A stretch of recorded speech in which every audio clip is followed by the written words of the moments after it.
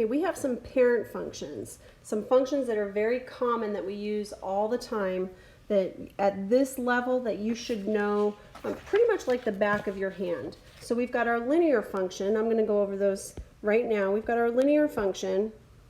We'll do that one first. You should know exactly what this looks like and points with accuracy on a graph. So the linear function is y equals x. So when I put a negative 2, 4, 6, 8 in, I get a negative 2, 4, 6, 8 out. So when I put a negative 8 in, I get a negative 8 out. When I put negative 7 in, I get negative 7 out. Negative 6 in, negative 6 out. Negative 5, negative 5, negative 4, negative 4, negative 3, negative 3, negative 2, negative 2, negative 1, negative 1, 0, 0, 1, 1, 2, 2, 3, 3. I love that. 2, 2, 3, 3, 4, 4, 5, 5, 6, 6, 7, 7, 8, 8. And as fast as I did it, you probably need to do it just a little bit faster because you're not saying all of those values that I said, but you need to be able to graph that with accuracy very quickly. I would say 20 seconds or less. And know that the name is linear. The next one we're going to do is the quadratic. So your quadratic function is y equals x squared. And when you put a negative 3 in, you get a 9 out. 2, 4, 6, 8, 9. And when you put a negative 2 in, negative 2 squared is 4. And negative 1 squared is 1. 0 squared is 0. Positive 1 squared is 1. 2 squared is 4. 3 squared is 9. 4 squared is 16. Negative 4 squared is 16. This is symmetrical, which we'll talk about in another lesson. This is symmetrical about the y-axis. This is your quadratic. And again, you should be able to graph those 2, 4, 6, 7 lattice points. Lattice points are when you have integer coordinates. So when you have an integer, comma, an integer, those are called lattice points. And this has 2, 4, 6, 7 lattice points. 7 lattice points that you should be able to graph really quickly. Okay, next one is x cubed. That's our cubic function. The faster you know all of these, honestly, the easier it's going to be for you. You won't be struggling with what does something look like. You'll have an idea, and then you'll know how to work through the problem.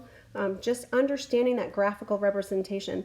The first time I took a class like college algebra where I had to compare the algebraic with the graphical, it really blew my mind. And that's because I had no idea that a degree 2 always looked like a parabola. I had no idea about the cubic functions, that the ends were doing different things.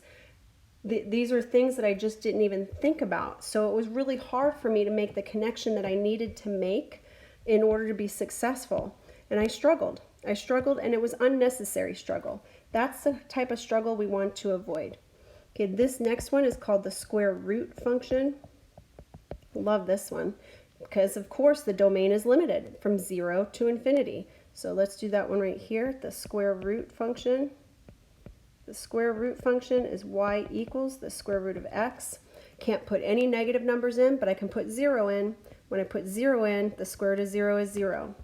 The next integer value I can put in and get an integer value out is 1, because the square root of 1 is 1. Square root of 1 is only 1. The square root of 1 is not negative 1. The square root of 1 is just 1. If I put a 2 in, I can do that, but it's not an integer that I get out. Same thing with 3. But if I put a 4 in, I get a 2 out. And the next value that I can put in, I hear some of you saying it, and some of you are saying it out loud, 9, you get a 3 out.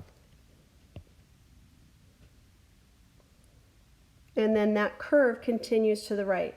And really what you have, quite honestly, is you have this. Look at that. Look at that. I'm going to erase it. So look real quick because I'm going to hit undo. You have this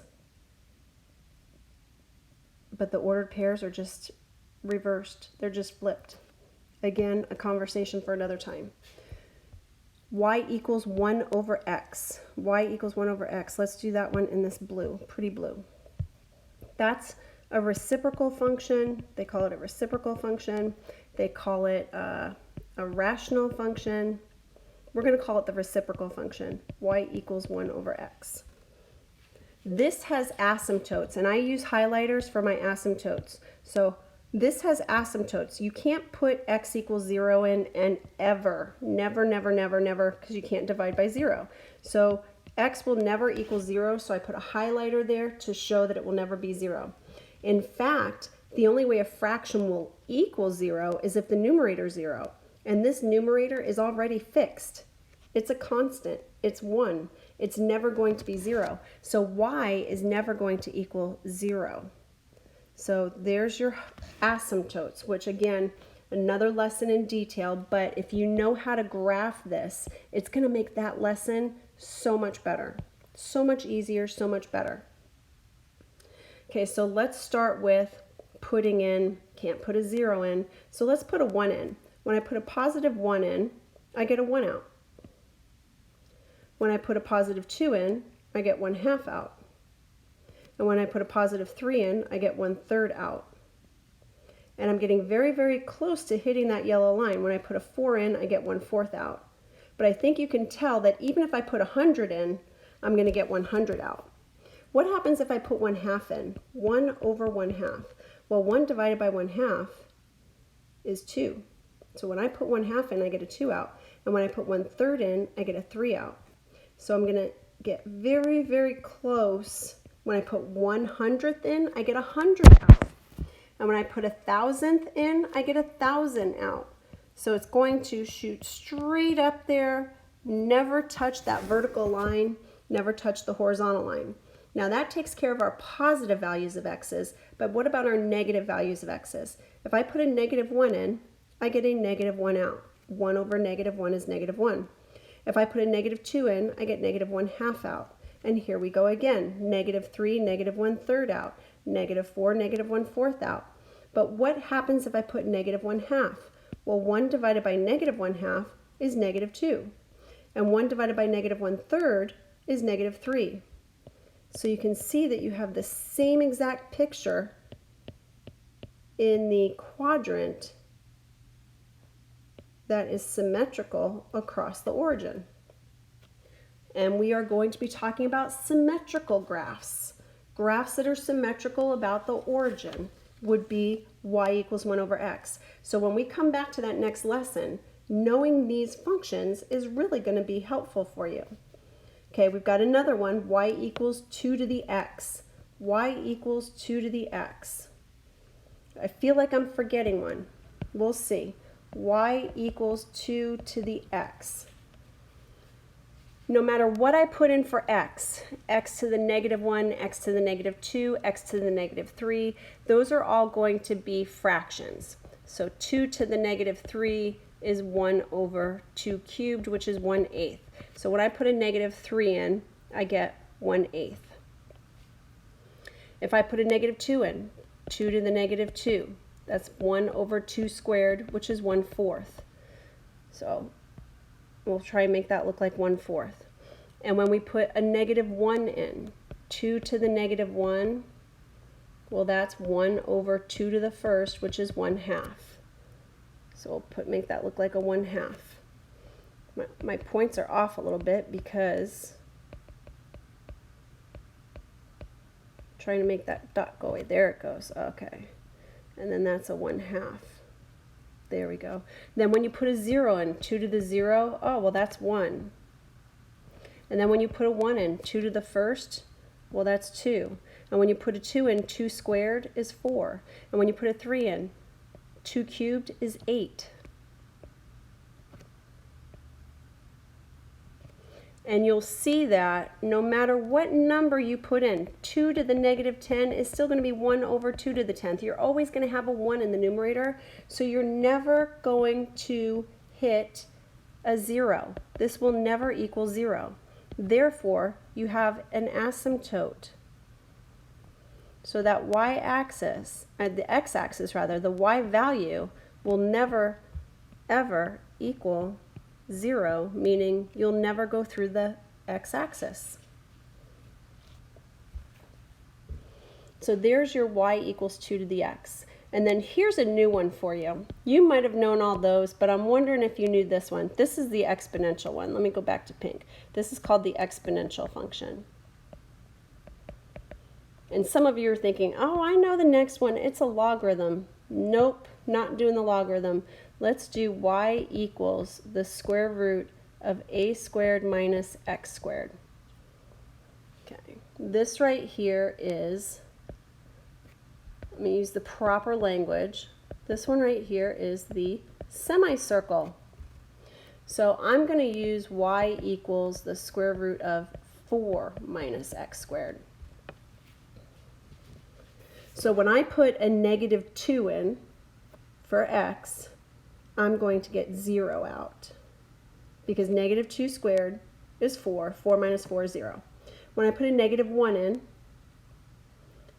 I'm going to get negative 1 squared is 1. 4 minus 1 is 3. And the square root of 3, oh boy, the square root of 3 is 1.7-ish. And then when I put a 0 in, I get the square root of 4, which is 2. And then when I put that 1 in again, the square root of 1 is 1.7-ish. And then when I put a 2 in, I get 0 again.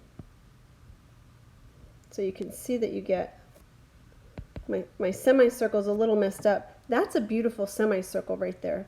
So I'm going to move my point to make it beautiful. There we go. Now what happens, let's use a bigger number. Let's use y equals the square root of 25 minus x squared. Well, I'm going to go out to 5, negative 5, 1, 2, 3, 4, 5. If I put a negative 5 in, negative 5 squared is 25, 25 minus 25 is 0, and the square root of 0 is 0. Then if I put a negative 4 in, 25 minus 16 is 9, and the square root of 9 is 3. And then if I put a 2 in, negative 2 squared is 4, and the square root of 21 is a little less than 5, more than 4, less than 5, something like that. Maybe like that. I think I went up I think I went way too high there. 4 is way over here. There we go, like that. And then when you put a 0 in, you get a 5 out. And you can see what's happening there. And then when you put a 5 in, you're going to get that 0 out. That's not a 5. That's a 5. 2, 4, 5. So I'm gonna try. My green semicircle is much prettier than my purple one. But that is your parent function, y equals a squared minus x squared, the square root of. Y equals the square root of a squared minus x squared. Can you tell what I'm going to put here? I'm going to put one little thing here where a equals the radius. Not a squared, but a. A equals the radius. That right there is some cool stuff. So hopefully you study these parent functions. Very important for you to study them. You should be able to do all 6 of these in probably about 3 minutes or less. I would also suggest, while we're at it, studying some facts, some math facts. I would study 1 squared through 25 squared. So make sure you're familiar with all those values. 1 squared through 25 squared. 1 cubed through 10 cubed. 1 to the 4th through 5 to the 4th. And 1 to the 5th through 4 to the 5th. So I would study all of those exponents and make sure that you know all of those in about 2 minutes or less. 2 minutes or less. And that concludes our video on parent functions.